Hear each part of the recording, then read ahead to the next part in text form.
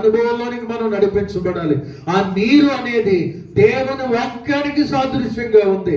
ఖాళీగా ఉన్నటువంటి మన బాణలు అనేటువంటి జీవితాల్లోనికి దేవుని వాక్యము చేత మనము నింపబడినప్పుడు దేవుడు గొప్ప స్వస్థత కార్యాలు, అద్భుత కార్యాలు, ఆశ్చర్య కార్యాలు మన జీవితంలో చేయడానికి ఆయన సిద్ధంగా ఉన్నాడు. దేవునికి స్తోత్రం. వాక్యము చేత నింపబడాలి. ఆ నీరు వాక్యానికి సాదృశ్యంగా ఉంది.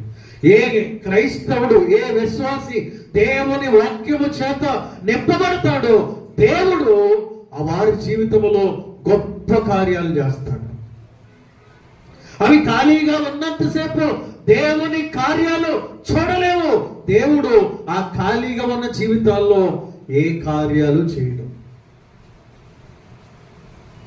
ఆ ఖాళీగా అనే సందర్భాన్ని జ్ఞాపకం చేసుకుంటే సువార్తల్లో ఒక మాట రాయబడింది. ఖాళీగా ఉన్న ఇంటిలోనికి ఆ దెయ్యము మరి 7 దెయ్యాలను తీసుకొచ్చి నివాసం ఉంటుందంట. దేవునికి స్తోత్రం. హల్లెలూయా. అంటే దేవుని వాక్యం లేకుండా ఏ శరీరం అయితే, ఏ విశ్వాసి అయితే ఖాళీగా ఉంటాడో దెయ్యపు ఆత్మచేత నింపబడి దెయ్యపు ఆలోచనలతో, సాతాను ఆలోచనలతో నింపబడతాడు. ప్రియ దేవుని బిడ్డలారా,